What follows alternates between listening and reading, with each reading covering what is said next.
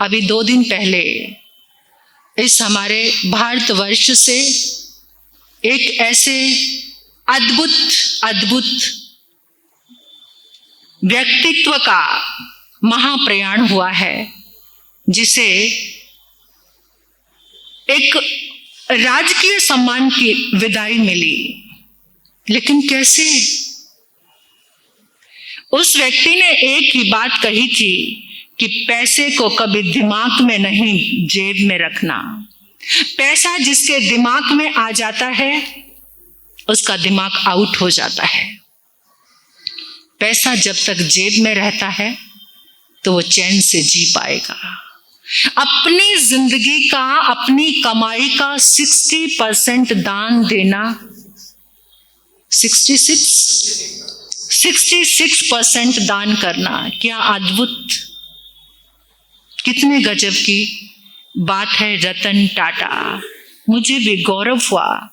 और कितना सिंपल जीवन, कितनी सादगी, कितना अर्थ से, धरती से जुड़ा हुआ, इस जमीन से जुड़ा हुआ, बेजुबानों के दर्द को पहचानने। कौन कहता है कि उस शख्स के अंदर महावीर की करुणा, महावीर की मैत्री और महावीर की अहिंसा नहीं थी? हमें उस जीवन को अप्रिशिएट करना सबके जीवन में आना चाहिए। सबके जीवन में ये बात आनी चाहिए। बेजुबानों के लिए, कुत्तों को तो यहां तक कह दिया था कि अगर उनके किसी बड़े से बड़े शोरूम के आगे कोई कुत्ता आकर बैठ जाए, उसे कभी हटाना, वहां से भगाना। अंदर भी एंट्री कर जाए तो किसी कुत्ते को दुत्कारना नहीं।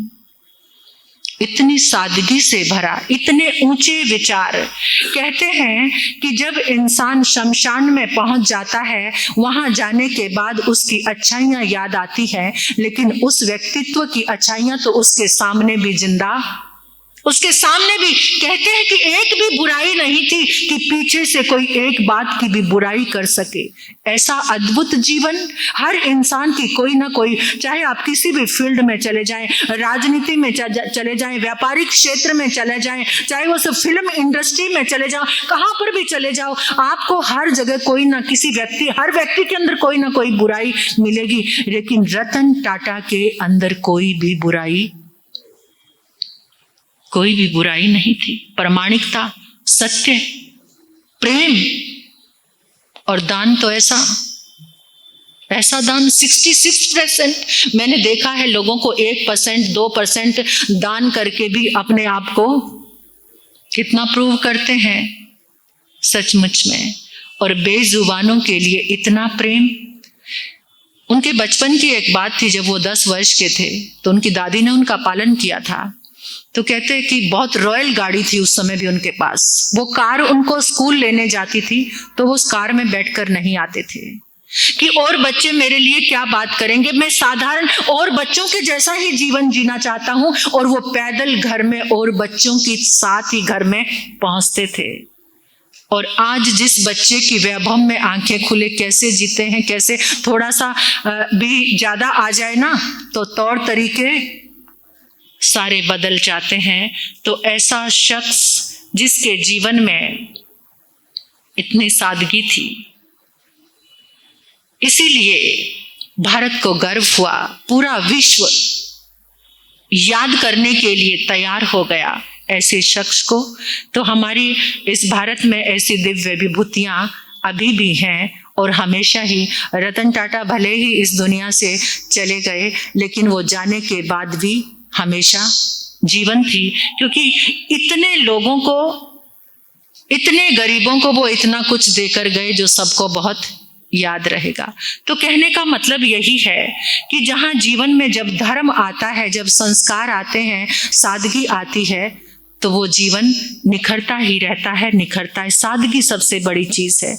कितना भी तुम हासिल कर लो, श्रीपाल के जीवन से भी यही समझना है कि श्रीपाल के जीवन में भी वो शिखर आएगा, लेकिन सादगी और धर्म हमेशा, बस यही जीवन की पहचान है।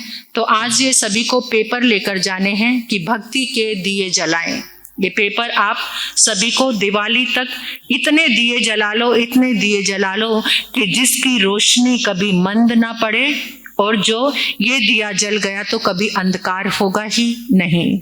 दिवाली रोशन हो जाएगी। दिवाली को रोशन करने के लिए बहुत सारे ऐसे दिए आपने हर दिवाली पर जलाए हैं जिनमें तेल भरा जाता है। बिना तेल के जलने वाले ये दिए भक्ति के दिए हैं। तो ये पेपर आप जरूर लेकर जाना। और कल रविवार है। क्या करना है रविवार को? क्या करना है कल? सभी को बुलाना। कल 34वीं गाथा की आराधना है। और जो 34वीं गाथा है वो अपने आप में बहुत अद्भुत गाथा है। अगर सह परिवार सजोड़े आकर आप उस गाथा की आराधना करेंगे तो वो आपके लिए बहुत फलदायी है। 34 दिन पूरे हो जाएंगे। बहुत कम समय बचा हुआ है। जितना ज़्यादा आप लाभ ले सकते हैं लीजिए।